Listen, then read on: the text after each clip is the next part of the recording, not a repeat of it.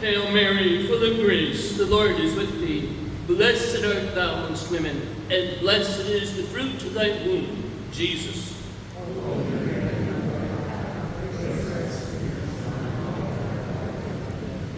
In the name of the Father, and of the Son, and of the Holy Spirit. My dear departed father just really disliked that particular gospel. Every 3 years when that gospel passage came up, he'd come home and say, "That is just so unfair." And of course, many of us, if we're being honest about it, probably think the same thing. And that probably explains why we live our lives and live our life of faith the way we do. We keep forgetting how little we are. We keep forgetting that we are God's children. And as much as He wants to see us do good things, the good things that we do aren't really going to add anything to Him. God is perfect. God, Father, Son, and Holy Spirit would be completely perfect without ever having done a single thing before He said, "Let there be light." He's absolutely perfect. And His creation of the world and of us is simply an expression of His goodness.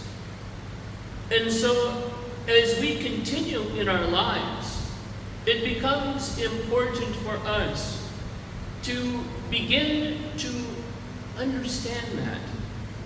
And in understanding that, to then begin to live it.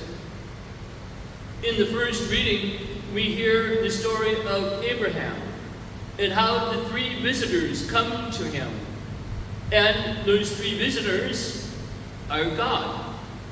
We see that very clearly in the reading. And indeed, it's no surprise to us who are Christians that if God comes to visit, God is going to come visiting in 3 persons. And it's a very beautiful thing that in the Eastern Church, the tradition is to have an icon, which is a sort of picture. An icon of was called the hospitality of Abraham and Sarah. And so you see the 3 men at the table, and then you see Abraham hovering over between 2 of them, and Sarah hovering between the other 2. And that icon is placed at the entrance of the home as a sign of the Christian hospitality that visitors will find there. And so if any of you ever got to be brave enough to come and visit me at my home, and you come in the front door, which people are actually starting to do more and more nowadays since we've gotten rid of those big overgrown trees and made those nice gardens and kind of made the front of the house look more welcoming. And as they come into the front door, then they will see that icon, that sign of hospitality. But even in this reading of Abraham and Sarah receiving God into their home, who is it that really receives the gift? Do you recall what God tells Abraham? It's so important for us because that's the point of the whole story. Not what Abraham and Sarah can do for God, but what God does for Abraham and Sarah. Remember that just a week ago or so, we had that reading where Abraham takes the heifer and he takes the sheep, I believe it was, and then there was another animal in there, and there were the 2 pigeons. Remember, he splits them in half, and then he keeps the birds away, the birds that are trying to come down and eat the meat.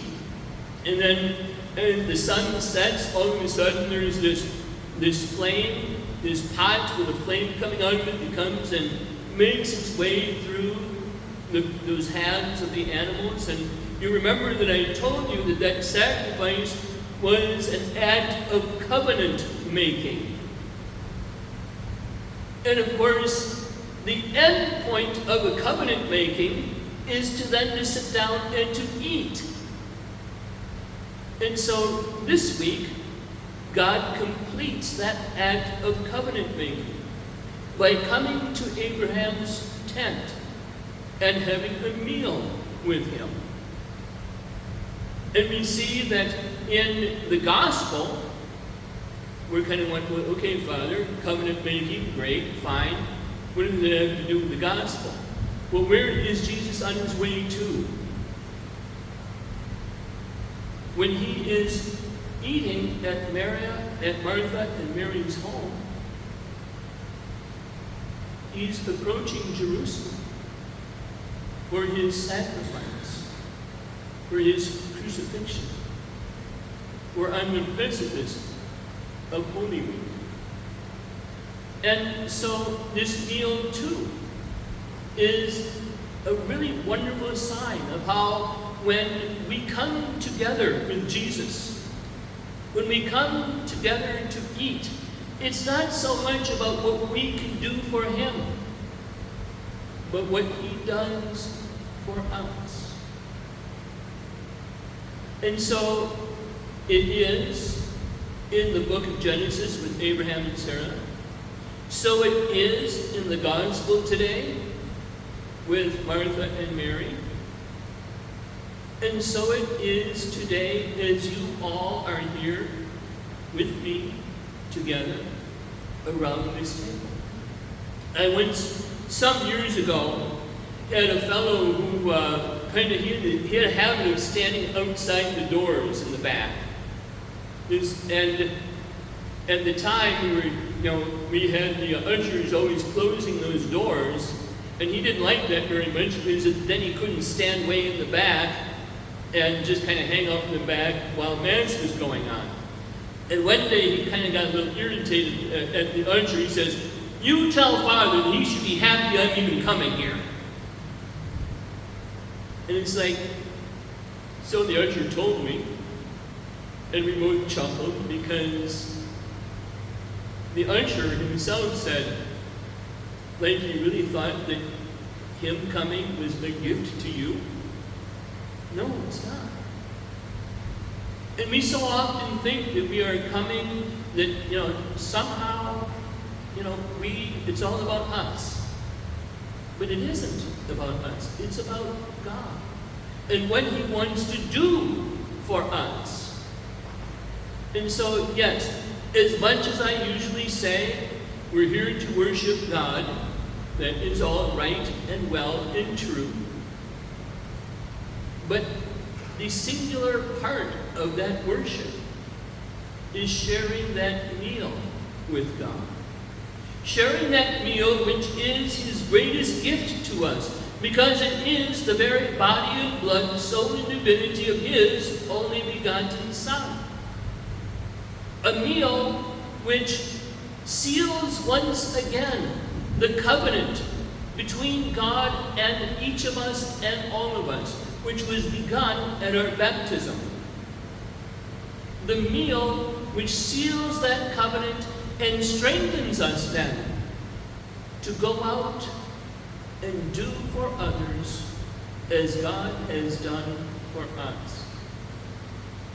And so, brothers and sisters, as we hear about these two meals in these readings today, the meal with Abraham and Sarah, the meal with Martha and Mary,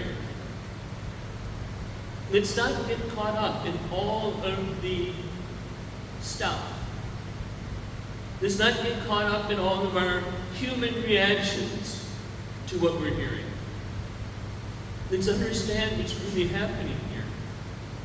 Let's understand that God comes to us out of love for us.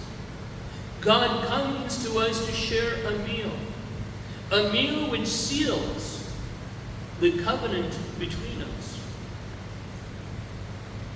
and a meal which strengthens us to go out and do likewise. Let us give thanks to God and praise for His goodness. Let us give thanks to God and praise because when we come together here, He does more for us in one single Mass than we will do for Him in our entire lives. Glory and praise to God. In the name of the Father, and of the Son, and of the Holy Spirit.